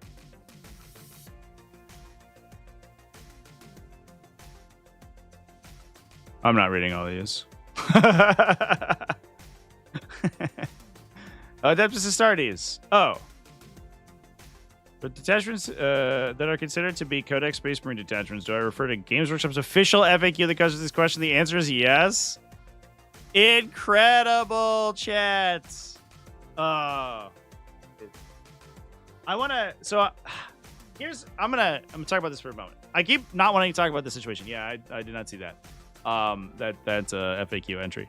So here's a. I want to make a video about this, like this dumb issue, because it's the stupidest fucking rule. It's so easy to change. Just make a rule one way or another, and you will probably almost certainly rule that they do get oath. Why haven't we done it?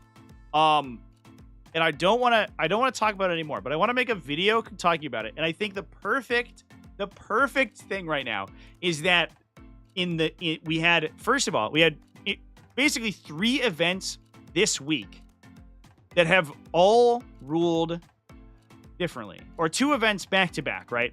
LGT into LVO, and both events are 1,000 plus players, and both of them ruled opposite, because LVO ruled that you do get oath, and LGT that ruled that you do not. It's to my knowledge, unless that's changed. I'll have to double check. And I think that's like such a perfect. That's such a perfect thing to discuss, because it's like crazy that's probably meta, like in a small way. It's probably very meta transforming, right? Because I think you're going to see a lot more Ravenguard players if you get plus 1 wound on oath. But it's the easiest thing in the world to fix. They have to add like 7 words to an FAQ. Like, what? Just do it. What is the holdup? I don't understand.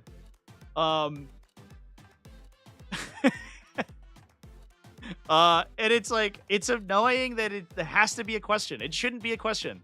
It should not be a question at all. Just answer the question. LVO does that, they do get oath.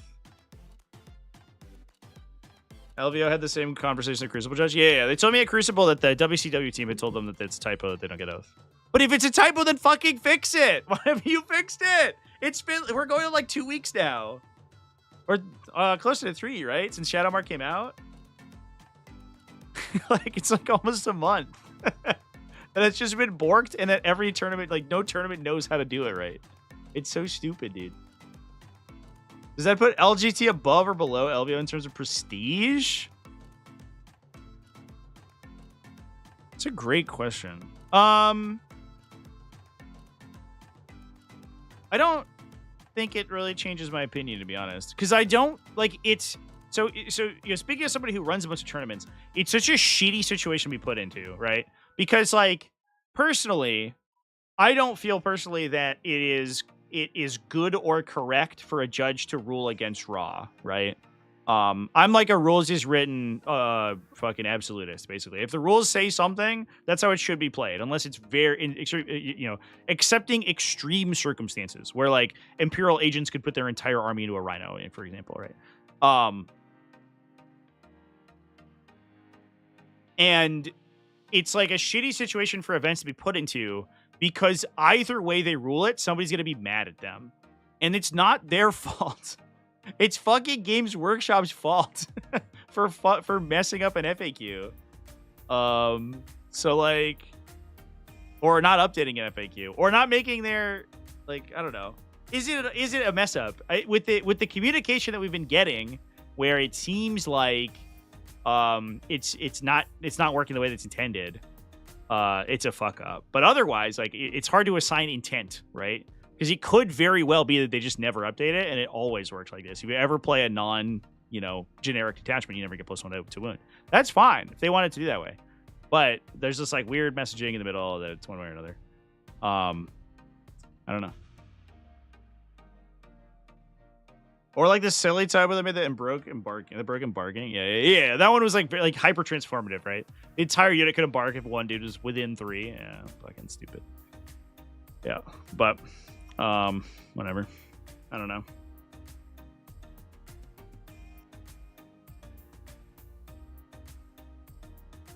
except when I think it seems wrong. Well, except in circumstances when it's like transformative, right? Like there was situations where like you could put 8 mount into a rhino, and it's like, all right, that's very good. It's probably wrong, almost certainly, but like sure, but like you can put rhinos into a rhino, a little too far. Let's wheel it back. But like I don't know.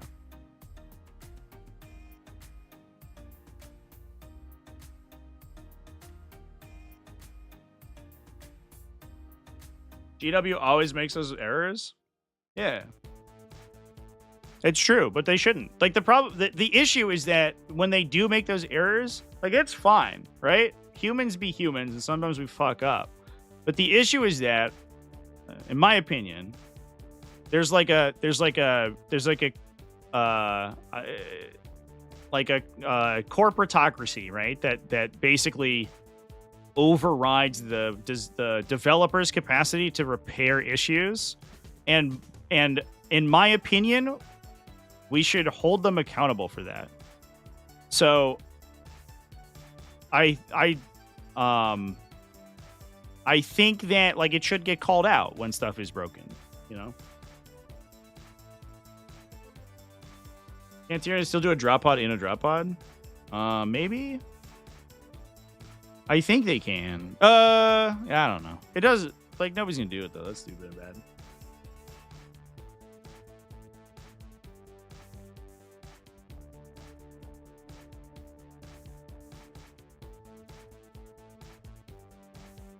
Raven Guard players can get a +1 to wound on Oath. If you roll an 8 up on 2d6 with an additional d6 if you want. If you roll doubles, you take d3 mortals.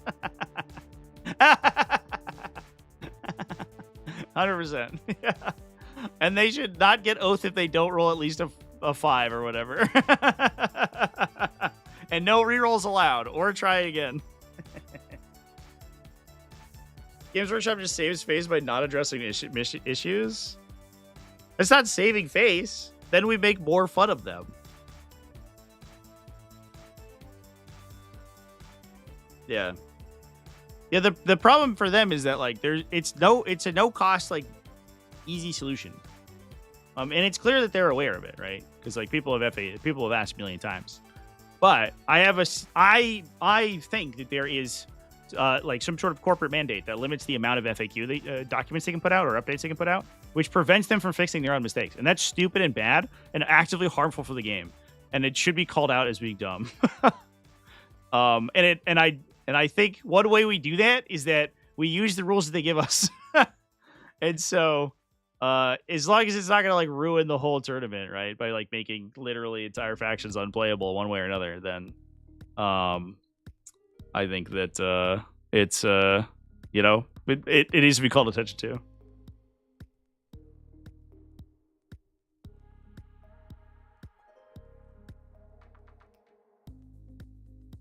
Anyway. Or it's just a workflow to send the app to their vendor. And QA takes forever. Then don't do it on the app. The PDF overrides the app anyway. Just do it on the fucking PDF. It can't be that hard to update the app, right? It's literally the text.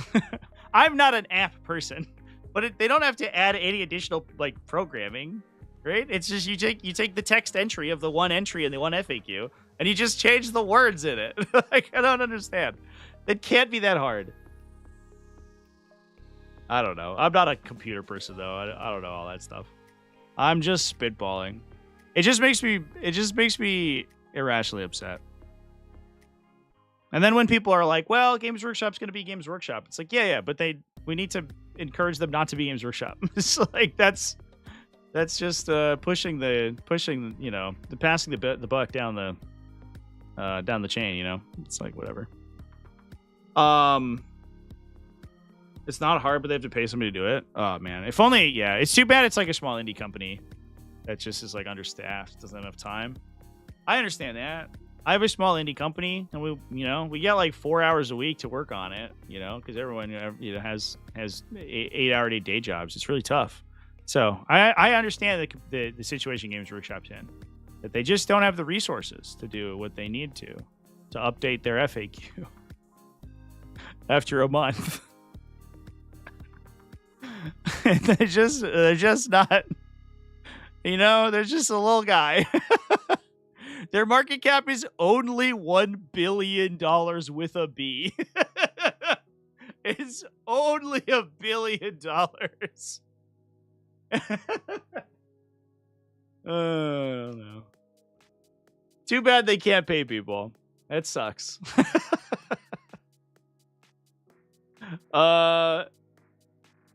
There's a bunch of Centurions in this list. A Scepter Squad, some more Scepters, Cursors, Scouts. So it's like a normal Raven Guard list. I don't know, chat. Double Vanguard Veterans. Is it all Storm Shields? It's all Storm Shields. So it doesn't have the Melta pistols. John Len was running Inferno pistols in his list. But I guess their Inferno pistols significantly worse, so they don't get +1 to wound on oath at the moment. So the Storm Shields do make sense here. I think that's the big difference.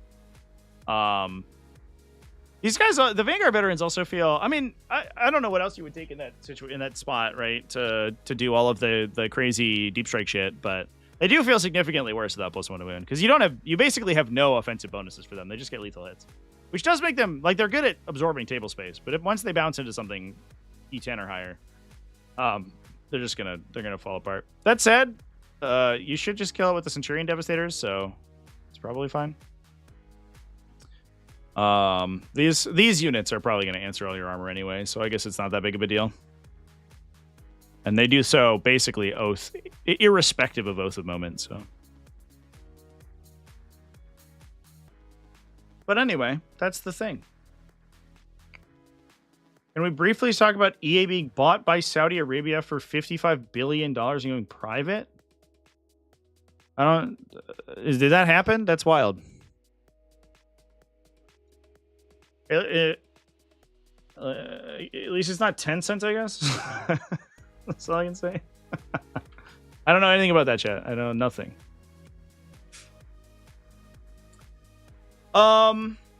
We could have been playing Breachstorm this whole time. If only. Oh, I wear the shirt. I wore my shirt today. We could have been playing Breachstorm.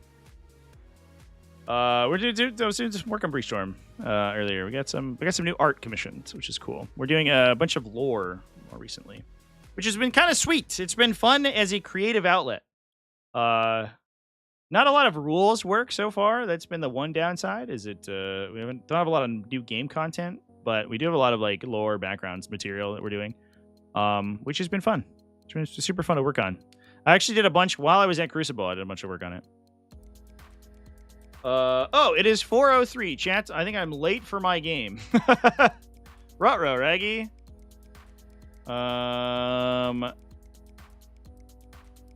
Just verify that I'm not, my opponent's not just like waiting for me.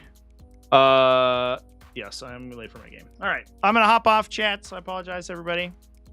It is time for me to go. I will see you on Twitchies. Please come hang out with me on the Twitchies. I'm going to be playing Demons. I'm going to be playing against Thousand Suns. If you want to see some Thousand Suns action on the table, this is the place to go. It's the link in the chat right now. We're going to Purple Site. Thank you, chat. Thanks for letting me know. I appreciate that. I'll see you all there. Thanks, everyone, for hanging out with me today. And thanks for listening to me talk about these LGT lists. They're really cool, and I like them. So that's what's up. And I'll see you in a sec. Cheers, everyone.